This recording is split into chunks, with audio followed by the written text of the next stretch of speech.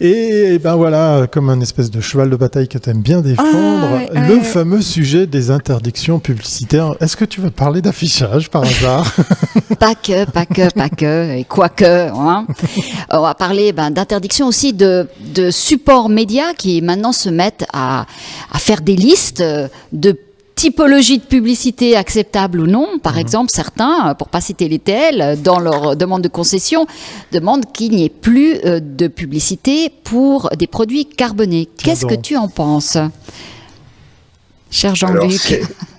C'est très inquiétant. C'est très inquiétant. Ça s'inscrit tout dans un contexte global de notre société qui est un peu délirant. Déjà, il faut remettre dans le contexte historique. La publicité, il faut déjà bien comprendre à quoi elle sert, qu'est-ce que c'est, depuis quand ça date, etc. La publicité existe depuis toujours. Depuis toujours. Ah oui, bien avant l'affichage, bien avant Internet, etc. La publicité sert à faire connaître un produit. C'est-à-dire, vous prenez un vendeur d'oranges. Il va vendre des oranges aux personnes qui passent devant son étal. Mais comme il est malin, il va peut-être demander à quelqu'un d'aller au village voisin et dire « si jamais on a des oranges ». Voilà.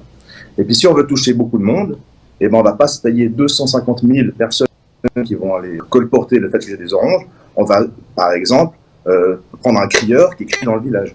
On a retrouvé des fresques qui vantaient des combats de gladiateurs à l'Antiquité. Probablement. À Pompéi, il y a de la pub. Voilà. Au Moyen-Âge, les gens étaient plus ou moins analphabètes, en tout cas la population était analphabète, donc il y avait des crieurs. C'est de la publicité. Ouais. Aujourd'hui, la publicité est complètement diverse. Vouloir l'interdire, c'est ne pas comprendre l'histoire de la publicité. C'est naïf. C'est inapplicable. Absolument inapplicable. Si on rentre dans le détail, c'est encore pire. Parce que il va falloir nous dire qu'est-ce qui est tolérable et qu'est-ce qui ne l'est pas. Les SUV, c'est tolérable ou pas? Non. C'est des vilains pollueurs. Il faut les interdire. La publicité pour les avions, les compagnies aériennes, non, on ne peut pas. C'est intolérable. Moi, je veux bien. Mais je veux qu'on me dise qui va définir ce qui est bon et ce qui n'est pas bon. Vous comprenez? C'est une nouvelle doxa, c'est un catéchisme, et c'est dangereux. Et en plus de ça, c'est inapplicable, parce que si on interdit l'affichage, vous comprenez bien qu'il y a des autres moyens de s'informer. Il y a Internet, les gens vont voir des influenceurs, il y a des placements de produits, il y a des films. La publicité, les gens qui sont contre la publicité sont bien contents d'aller au Paléo, à payer leur billet 45 francs et pas 450 comme ils devraient le payer, ou un journal s'il n'y avait pas la publicité. Vous comprenez, c'est important, c'est l'économie, ça représente des centaines de milliers d'emplois. La publicité pour les îles, pour aller faire un voyage dans les îles, il faut l'interdire. Mais ces îles vivent du tourisme. Il faut comprendre que c'est global. On ne peut pas juste interdire pour se donner une couche comme ça de moraline et de bien-pensance. C'est très dangereux. Et en plus de ça, c'est inapplicable. Et justement, par rapport à cette question de la difficulté d'appliquer, on a cité l'exemple des TL, là, ici, avec Victoria. Les TL qui sont des transports publics, qui sont des opérateurs, qui sont du domaine du service public pour leur mission.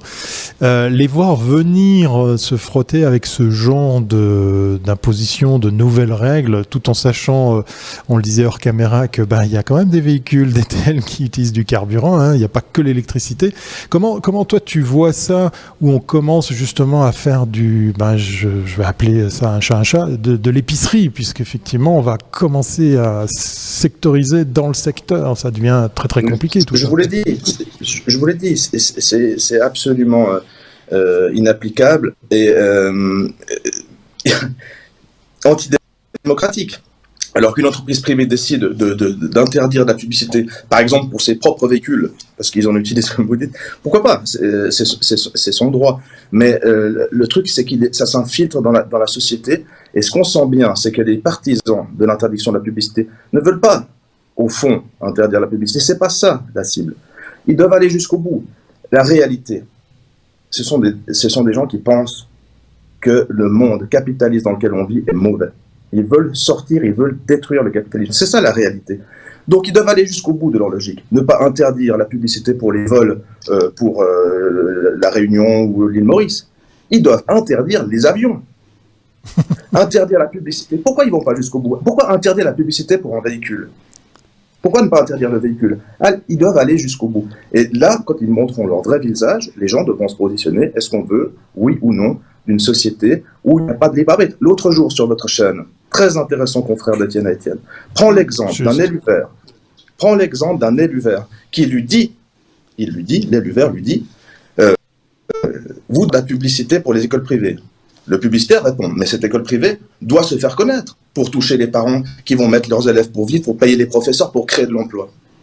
Répond l'élu vert, les écoles privées ne devraient pas exister. Vous comprenez? C'est ça leur pensée. C'est-à-dire la destruction de la libre entreprise, la destruction de la PME pour un monde qu'on peut considérer comme collectiviste ou en tout cas où la libre entreprise n'a plus sa place, où il n'y a plus besoin de faire de publicité puisqu'il n'y a plus de concurrence. Si on veut continuer le monde tel qu'on le crée depuis des siècles, je pense qu'il faut faire très attention à ces nouvelles manières de penser issues d'universités américaines, de milieux bourgeois en plus, c'est ça qui est incroyable, qui pensent se draper comme ça dans les habits du chevalier qui va défendre les oppressés, mais qui ne comprennent pas la finalité de là où ils vont.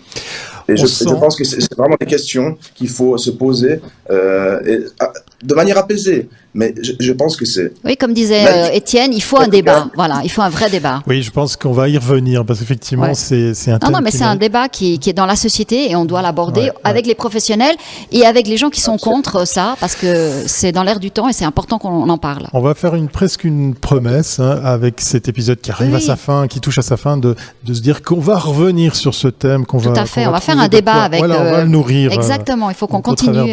Voilà. Merci beaucoup Jean-Luc pour ce moment de partage et puis surtout d'éclairage, puisqu'effectivement on a appris aujourd'hui qu'il y avait des certificats qui allaient se balader chez les clients de Doux l'agence. Bravo pour les 2 campagnes. Exactement. Qui ont été remarquées. Merci. On va te dire donc à très très bientôt, j'en suis persuadé. Porte-toi bien. Bye. Merci. Bye. Portez-vous bien, passez un excellent week-end. On se retrouve lundi. Allez, ciao.